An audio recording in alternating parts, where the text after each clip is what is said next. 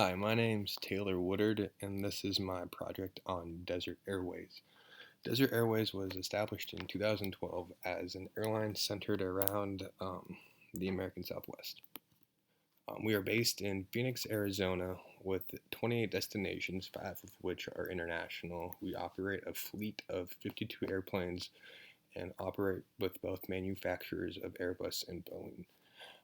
We'll talk about this a little bit later, but we do have a unique model for what you would consider today's traditional airline standard or model. Um, and our biggest competitor currently is Allegiant Airlines. Our airline progress as of March of 2022 is as you see in the graph. In 2018, the red bar is the total enplanements or total passengers we carried, and the gray bar is the projected. So in 2018, 2019, we did slightly better than we were supposed to, and then of course 2020 we had the global pandemic, which set us back quite a bit. So much so that we were not going to turn a profit until 2024 now. Um, but if you look at 2021, we had a great bounce back from the pandemic. We were only projected to be about 65% total capacity throughout the year, and we almost hit 90, which is great for us. And um, we liked the progress so much that we decided to buy um, seven more planes. Well, let me back that up. We bought four planes in 2019 to expand, but then the pandemic, shortages, everything else, we're not supposed to take delivery until later this year. And at the end of 2021, we purchased three more airplanes to add to our fleet. Current accomplishments as an airline, which we're pretty proud of, is we have um, early partnerships that seem to be pretty rock solid with SkyWest and Aeromexico. SkyWest does all of our regional work in America. They take all of our passengers from like their small town to bigger cities like Portland, Seattle, Salt Lake City, and we pick them up there and take them to their final destination. Um, Same thing with Aeromexico, but that's a little bit more complex because of the border. It's hard for us to get a great relationship with them. But something that we do special with them and not SkyWest is we will co-share and gate share, which means um, when we go to like Mexico City or Puerto Vallarta, we will take one of their gates, and when they come to one of our cities that we have um, destinations at, they will take one of ours, which saves both of us money at the destination. And then code sharing allows a passenger to buy a plane ticket from either us or Aeromexico and let them be like a one-stop shop. So they'll buy one ticket and basically have the combined of both tickets, the combined price of both tickets in one spot. Um, Another big thing that we've done that not a lot of small airlines can say that they've done early is started a rewards program. Um, Much like other airlines, it is a credit card that earns rewards. If you use it, you earn miles with us. If you use it with our airline, when you buy your ticket, you earn miles with us. It helped us get a customer base really quickly, which we knew with our unique model, which we'll talk about here in our next slide. Um, it's going to be very important just to get a foundation base and get us exposure to returning clientele. So our model is quite unique for a couple of different reasons. One, we offer only two types of seats versus three to compared to bigger airlines. We offer a first class and then a economy plus class, similar to what like Delta Comfort would be. Um, we did that because we wanted to capitalize both on the leisure and business markets. We understood that leisure travelers like to buy a cheaper ticket. We try to change that mindset by offering them more. Um, we offer a free drink when they get on board. There's both an entertainment, there's more legroom because of the wider seat, which is great for business travelers as well. For those who can't afford a first class seat or did not get a first class seat before they sold out, it allows them that same space to work where you can get business done on your flight and still be productive versus being back in coach where you have strangers really close to you and it's not easily accessible to work. Um, that being said, we think it's justified that we have a little bit higher prices for our tickets compared to other smaller airlines that are in our area.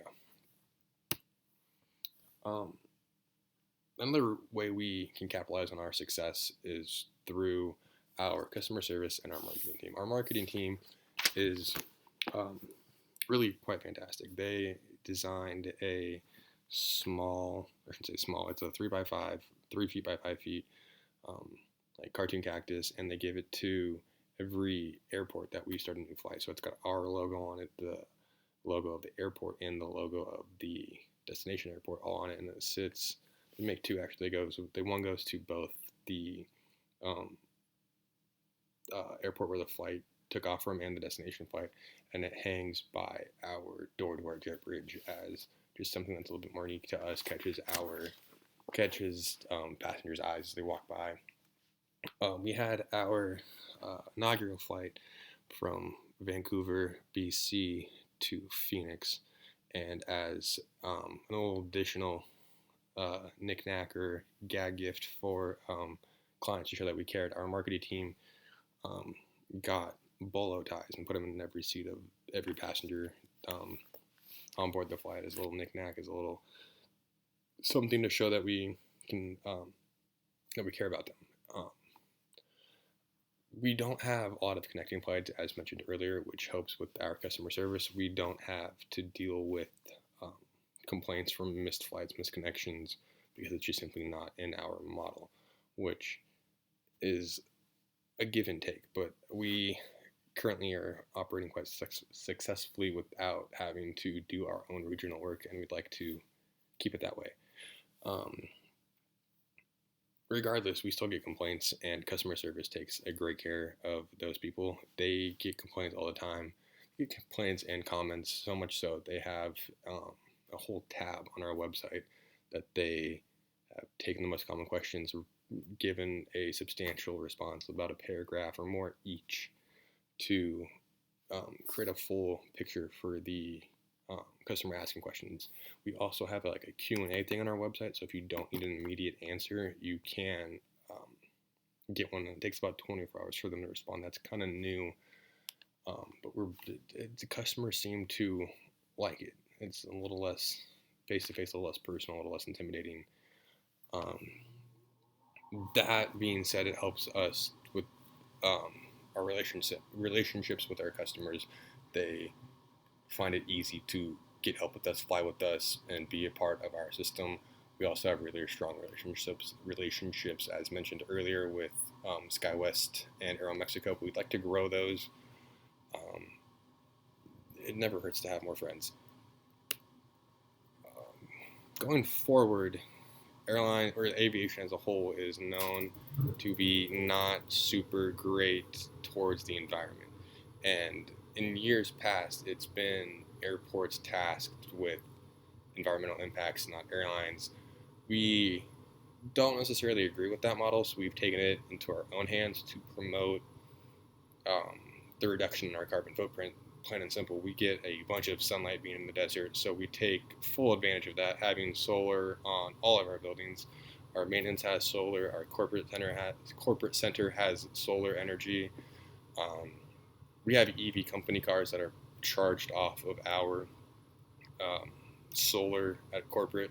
We're working on getting electric tugs, but battery power is not there to provide enough oomph to move an airplane in and out of a hangar, so that's not there yet, but we are very excited when that becomes available to us.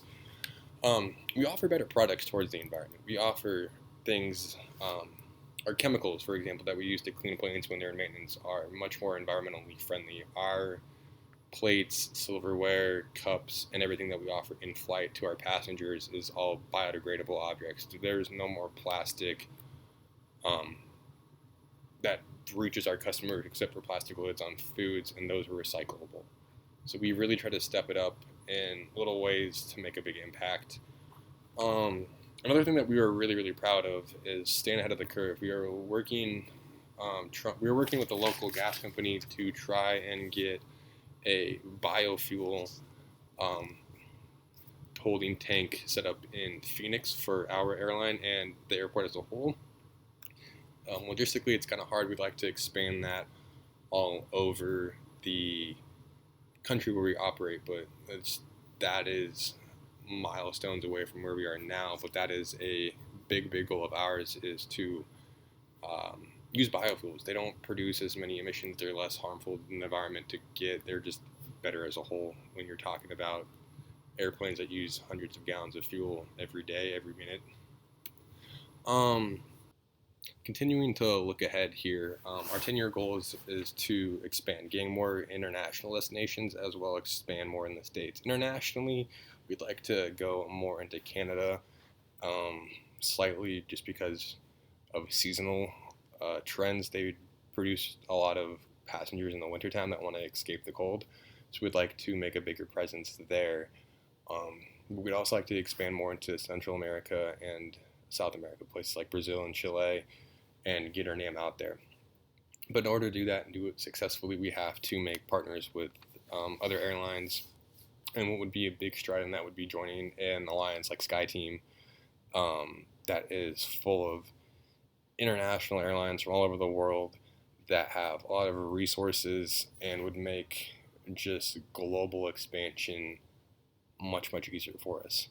And finally, because we're such a new airline, to stake your claim and boost your resume, we feel like we need to win some type of award. We have yet to be recognized on that level yet, and we think that would be a very great booster to brag to passengers and use as a promotional tool.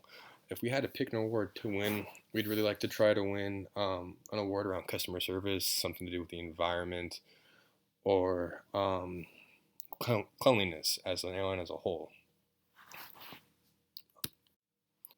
To make that all happen, though, we've identified 3 areas that are going to be crucial to the success of our airline going forward. The first one being sustainability, in all senses of the term. I mean, sustainability economically, or is this financially doable for us? Are we making enough money in our tickets? Are we getting enough return on our investment? And sustainability with passengers. I mean, trends are always changing. We recognize that we are a more expensive airline, so we have to find the correct markets that we will survive in, really. Resource growth is going to be another big issue. We don't have a lot of employees as it stands now, so in order to create a successful expansion, is we need to grow our resource base. We need more mechanics, more customer service agents, more marketing members, team members. We need all of that to go forward, and that comes with time. And then finally, culture training. We are an American-based airline, and if we are successful in our South American adventures and expansions, then we'll be operating in 3 or 4, maybe even 5 different countries as an American-based carrier. You have pilots and crew members flying all over the world, and making sure they understand and respect the norms and the cultures and everything there is really important to us, because they represent the face of our airline when they are on these trips. And if they do not meet the expectations of our airlines and disrespect us and are just rude in public, then that reflects negatively on us. So making sure that our crew is well aware of the environment that they are in, that they can be polite and give not only themselves the best representation, but us as well.